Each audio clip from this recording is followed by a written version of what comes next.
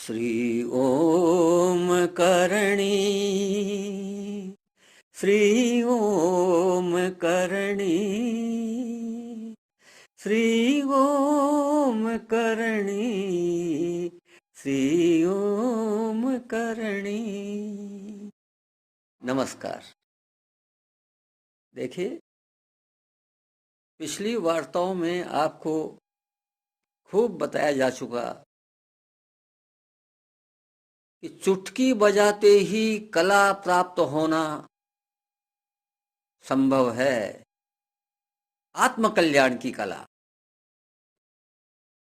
इसी प्रकार अष्टावक्र जी की बात बताई गई कि एक पैगड़े पर पैर रख दो, घोड़े पर चढ़ते समय दूसरे पैगड़े पर पैर रख रहे, इतनी देर में आत्मकल्याण की बात मालूम हो जाएगी। तो कितना आसान काम संतों के द्वारा कहा गया है। सेठ जयदयाल जी गोयनका की बात आपको बताई गई, भाई तय कर लो पक्का कि यह आखिरी जन्म है, फिर जन्म नहीं होगा। अब बोलिए कैसे कैसे आसान, इससे आसान क्या होगा। स्वामी जी की बात बताई गई आपको, भाई केवल दो बात जान लो, यह संसार जा रहा है, परमात्मा रह रहे हैं, बस इसी से आत्मकल्याण हो जाएगा। कितना आसान काम है। इसी प्रकार से आज एक बिंदु आपके सामने आ रहा है, वही क्रांतिकारी संत श्री शरणानंद जी महाराज का वो क्या कह रहे हैं, वो बिंदु मैं आपको कहता हूं। 128वां बिंदु है। शरणानंद जी महाराज कह रहे हैं, जो वस्तु जिस काम के लिए होती है उसके लिए वह काम कठिन नहीं होता। एक बात उन्होंने ये बताई, इस बिंदु में दो बातें हैं। तो एक तो ये बताई, पंखा का काम हवा देना है, बल्ब का काम रोशनी देना है। भाई आपने बटन दबाया, उसके बाद में पंखे को या बल्ब को कठिनाई हुई क्या अपना काम करने में? क्योंकि वो बने ही इस काम के लिए हैं। तो समझने की बात यह है कि हमारा जीवन किस काम के लिए बना है। जो काम जिस काम के लिए बना है वो काम कठिन हो ही नहीं सकता। तो दूसरी बात शरणानंद जी महाराज इसी बिंदु में फरमाते हैं, इसलिए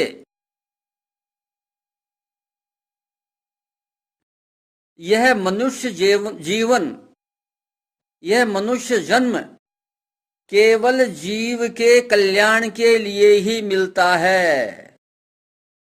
इसको पाकर कल्याण की प्राप्ति को कठिन मानना भारी भूल है। देखिए, कहते हैं कि आपने मनुष्य जन्म प्राप्त कर लिया, यानी बल्ब प्राप्त कर लिया, करंट तो हमेशा ही रहता है, करंट की तो कोई बात ही नहीं है, वो कोई सांसारिक करंट नहीं है, वो हमेशा ही रहता है। तो आपने शरीर प्राप्त कर लिया, इसका मतलब यह है कि यह शरीर मिलता है आपको आत्मकल्याण के लिए। अरे भाई, मकान बनाने के लिए शरीर नहीं मिला है। अरे भाई, पढ़ने के लिए समय शरीर नहीं मिला है, नौकरी के लिए शरीर नहीं मिला है, धंधे के लिए शरीर नहीं मिला है। ये जो जन्म मिला है वो केवल एक, क्योंकि ये सब जाने वाली हैं, संसार की लीला है और संसार में रहने वाली हैं। आपके हाथ में आपका जन्म मिला है आत्मकल्याण के लिए, और अब तक आप इन जन्मों तक, इस जन्म के पहले तक यह मानते रहे कि भाई अच्छा, अर्थ धर्म और काम, ये तीन पुरुषार्थ को मानते रहे और इसी में जन्म खत्म करते रहे, इसलिए यह जन्म मौजूदा जन्म हुआ है। अब तो संभाल लो भाई। तो अर्थ में, धर्म में, काम में, इन सब में तो बहुत कठिनाई आती है। आप चाहो जैसे पैसा कमा लो, ये संभव नहीं है। लेकिन आत्मकल्याण के मार्ग में कोई कठिनाई नहीं है, इसका मतलब ये साफ हो गया है कि यह जन्म, यह जीवन क्यों मिला हुआ है, आत्म कल्याण के लिए मिला हुआ है, जिसके मार्ग में कभी कोई स्पीड ब्रेकर है ही नहीं। आप कार चलाओ तब भी आपको स्पीड ब्रेकर का ध्यान रखना पड़ता है, और यदि आपको दूर से पता नहीं है कि यहाँ स्पीड ब्रेकर आने वाला है तो कार उछल जाएगी, हो सकता है कि आपको कोई एक्सीडेंट हो जाए। तो हर जगह स्पीड ब्रेकर है, हर काम में स्पीड ब्रेकर है, लेकिन आत्म कल्याण के रास्ते में कोई स्पीड ब्रेकर हो ही नहीं सकता, क्योंकि आपने आत्म कल्याण के रास्ते में गलत मान्यता पकड़ रखी है। और गलत मान्यता देखो, इसमें कुछ भगवान का भी रोल है सृष्टि को चलाने के लिए भाई, इसलिए वो छलिया हैं, वो छल कपट से बात करते हैं, तरकीब से इस सृष्टि को चलाते हैं, वरना सृष्टि चलती नहीं। भगवान ने कह दिया मैं पीछे रहता हूं, और हमने क्या किया, अज्ञानवश इस बात को स्वीकार कर लिया, हमने ही ओर लगा दिया।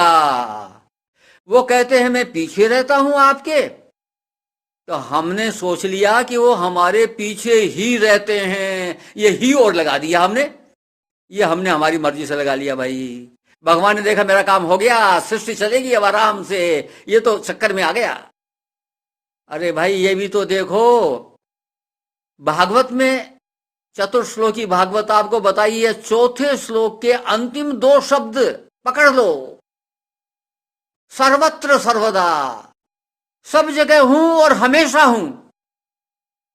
बोलिए, तो वहां वो चीज तो हमारे पकड़ में नहीं आई, और कह दिया मैं पीछे हूं, ये बात पकड़ में आ गई, अब सामने कहां से आवे भाई। जो जहां देखता है, जैसा देखता है, मैं कहां नहीं हूं, लेकिन वो चक्कर में आ गया प्राणी, उसने समझ लिया कि भगवान तो पीछे है, हम इनको, मैं उलट करके होता हूं तो फिर पीछे आ जाते हैं, उलटता हूं तो फिर पीछे आ जाते हैं, अब क्या करूं भाई, कैसे इनके सामने आऊं।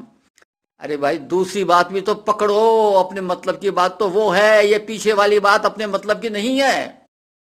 अपने मतलब की बात तो यही है कि प्रभु ने यह भी कहा है ना, गीता में भी तो कहा है ना, 6 अध्याय के 30 श्लोक में, यो माम पश्यति सर्वत्र सर्वं च मे पश्यति तस्याहं न प्रणश्यामि स च मे न प्रणश्यति।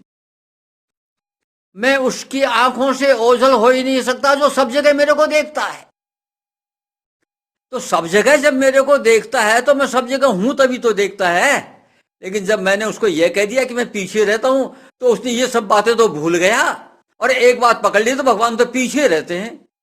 भाई पीछे भी रहते हैं, आगे भी रहते हैं, ही के बजाय भी के बजाय आपने ही क्यों लगा दिया, पीछे ही रहते हैं, ये क्यों लगा दिया अपनी तरफ से, आप भी लगा दीजिए भैया। भगवान पीछे भी रहते हैं, भगवान आगे भी रहते हैं, यानी मैं जिधर मुंह करूं उधर ही प्रभु हैं, यह सत्य है। इस सत्य को जान गए आप, अरे स्वीकार कर लो भाई, इस बात को याद रखो भाई। भगवान अब भुलावे में कितना ही डालें, प्रभु अब हम समझ गए, स्मृति लब्धा हो गई, अब हम आपके चक्कर में नहीं फंसेंगे, अब जान गए हम, कितनी चक्कर में डालो हमें फर्क नहीं पड़ने वाला। तो ये स्मृति लब्धा की बात, ये भुलावे की बात, ये सृष्टि को चलाने के लिए बात, ये माया फैलाने की बात, इन चक्करों में नहीं पड़ो भैया, इन चक्करों में मत पड़ो, और केवल प्रभु की चाल को समझ लो। उन्होंने आपके लिए नहीं, सृष्टि चलाने के लिए यह चाल चली है, लेकिन आप ही के बजाय भी कर लो, अपनी तरफ से न ही लगाओ न भी लगाओ, तब भी काम हो जाएगा। लेकिन लगाना ही चाहते हो तो ही मत लगाओ, भी लगाओ। वो कहे मैं पीछे रहता हूं, आपने सोच लिया वो पीछे ही रहते हैं, ये कहो भाई वो पीछे भी रहते हैं, इसका मतलब मैं जिधर मुंह करूंगा उधर मेरे प्रभु ही नजर आएंगे मेरे को, चाहे कुत्ता हो, चाहे गाय हो, चाहे बिल्ली हो, चाहे कोई भी हो, सब जगह मेरे को चेतन तत्व नजर आएगा। इसलिए चेतन तत्व मेरे अनुभव से ओझल नहीं हो सकता। आंख तो सांसारिक है, इनसे तो वो नजर नहीं आता, जैसे बिजली का करंट नजर नहीं आता, लेकिन मेरे अनुभव से चेतन तत्व अब जा नहीं सकता। आज बस इतना ही, नमस्कार।